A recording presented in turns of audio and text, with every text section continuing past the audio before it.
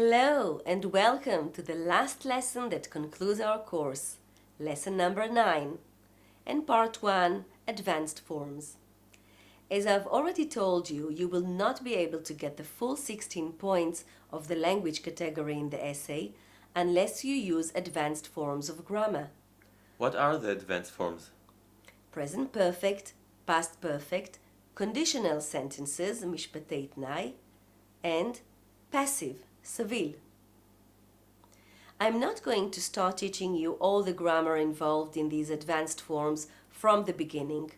There are other courses for that, and besides, it's not the purpose of this lesson. However, I will give you some tips and set phrases that can help you to write better and achieve a higher grade in the essay.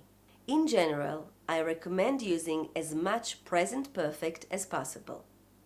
Most of the essays require you to express your opinion on a certain topic, so it's natural to write in the present tenses. While most students who are unaware of the importance of advanced forms use only the present simple, you can use the present perfect and score more points. It also enriches your writing and elevates the level of your essay. How do I know when to use the present perfect? That's a very good question. Remember that the present perfect tense bridges the past and the present. So any general statement can be written in the present perfect. For example, many people believe that not all types of work are suitable for women, especially those that require physical work. Turn this sentence to the present perfect by adding for many decades or for centuries.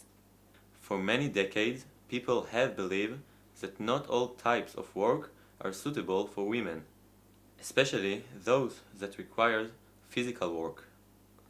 You see, you can do it with any general statement. Take 15 seconds to think about it.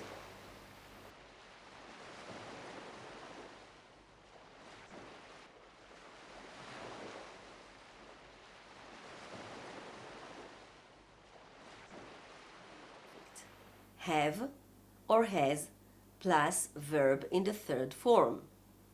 I, you, we, and they have.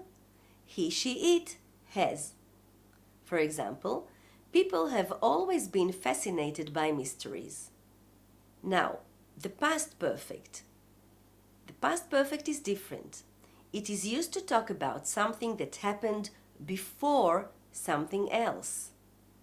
And the formula is had plus verb in the third form. By the time we got to the station, the train had already left. So first the train left the station and then we got there. This tense is particularly useful when you describe events that happened in the past. Conditional sentences are our next topic.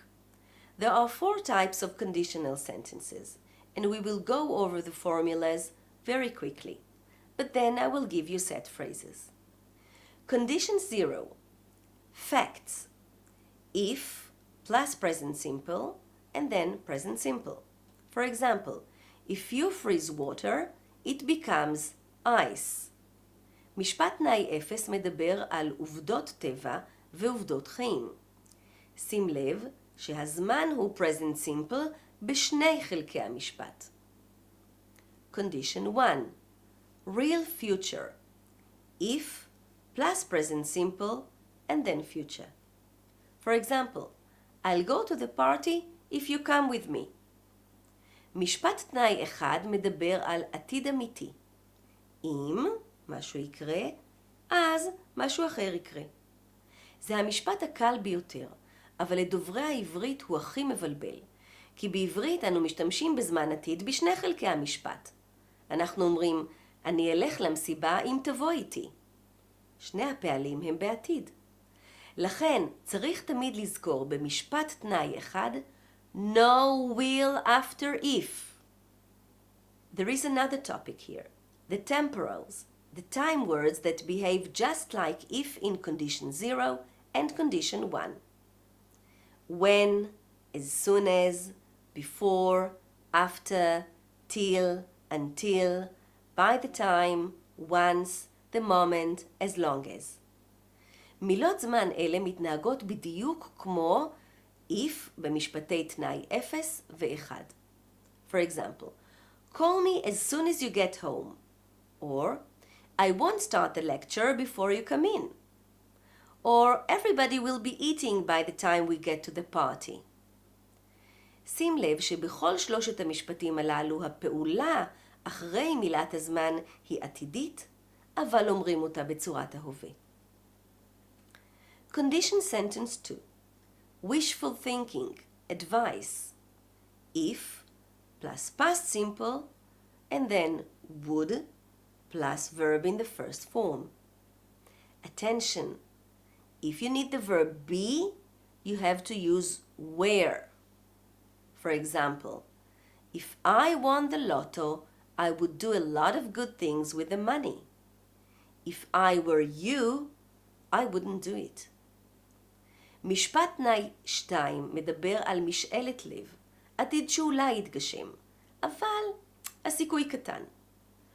או אפשרות אחרת להשתמש בזה למתן עצות. אני במקומך הייתי עושה כך וכך. If I were you, I would. Condition 3. Hypothetical past. If plus past perfect and then would plus present perfect. For example, if you had told me the truth, we wouldn't have been in this mess.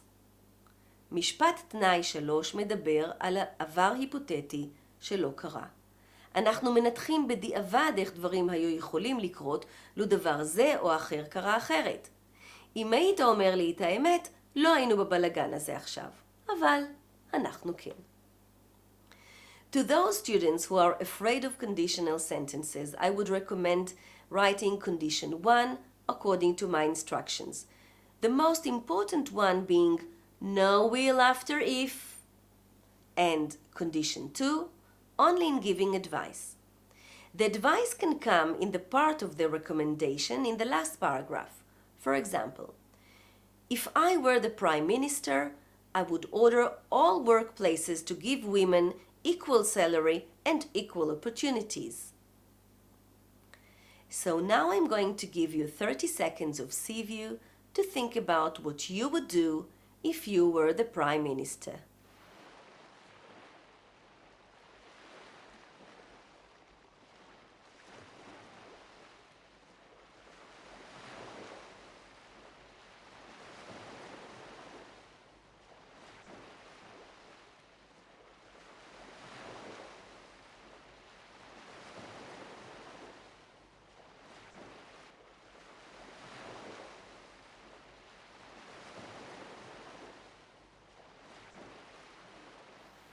Well, Itai, what would you do if you were the Prime Minister?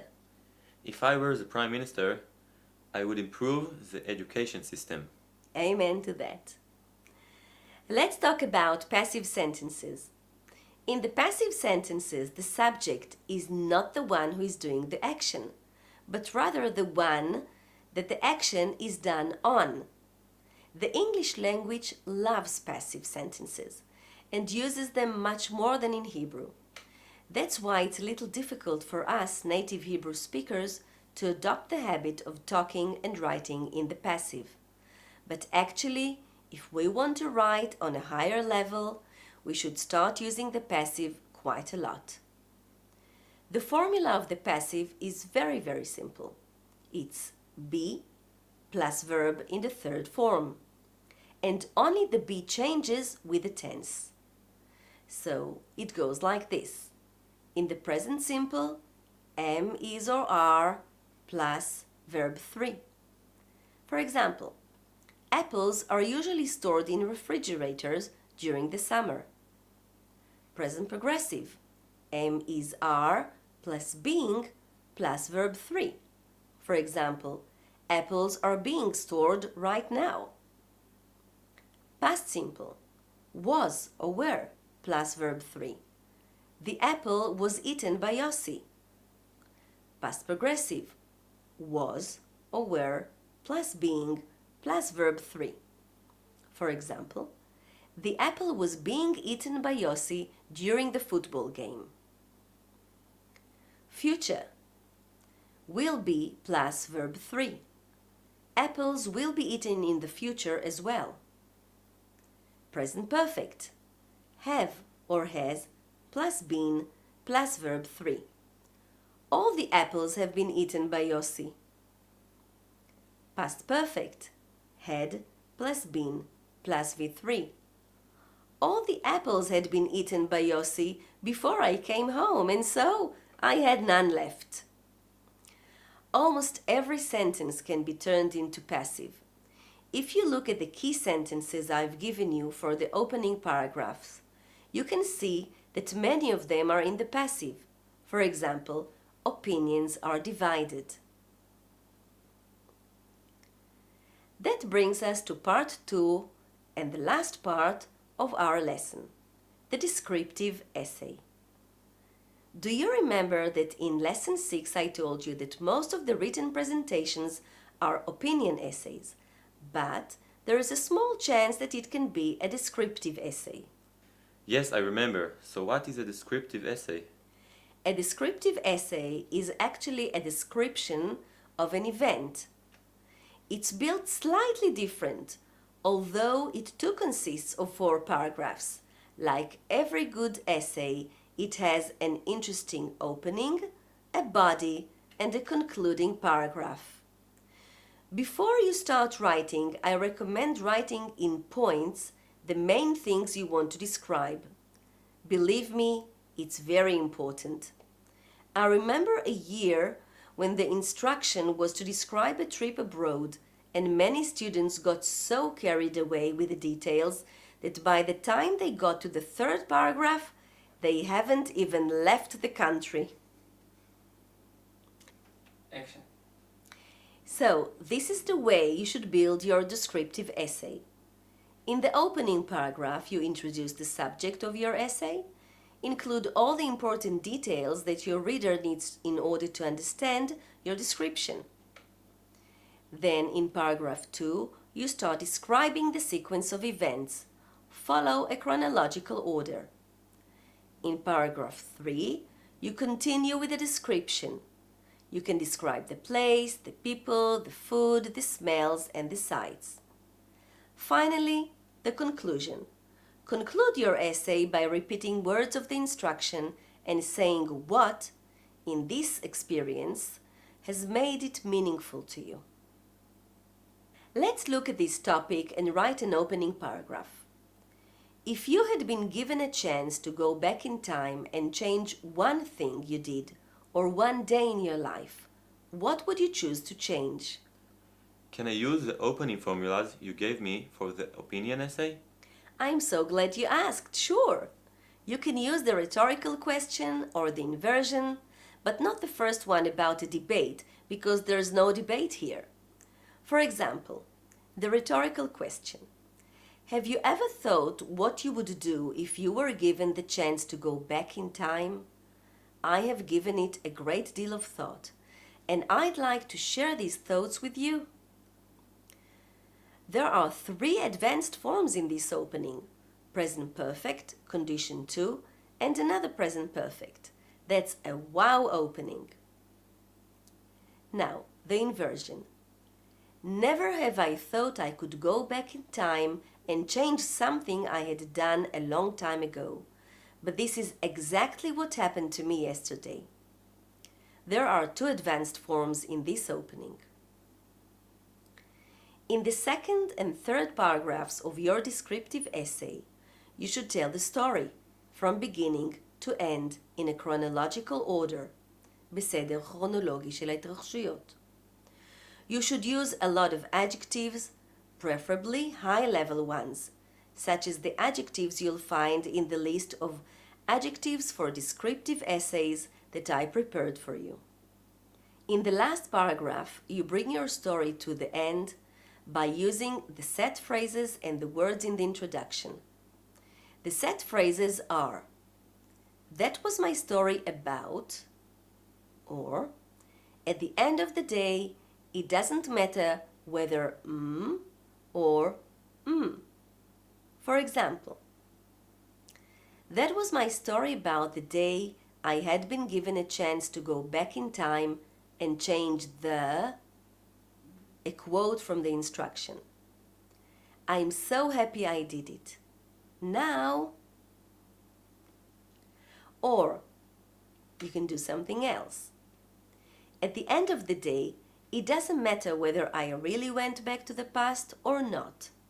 What matters is that I realized it wasn't my fault and I could live in peace again. So, let's summarize our last lesson. We learned about advanced forms and how to use them. In addition, we got some key sentences in advanced forms we can remember easily and use in essays. Moreover, we learned about the descriptive essay and so how to organize it. Furthermore, we learned key phrases and sentences that we can use in the descriptive essays. What have I used to make this list? The connectors of addition. Excellent! You're a wonderful student, Itai, and I wish you the best of luck in your Model G exam.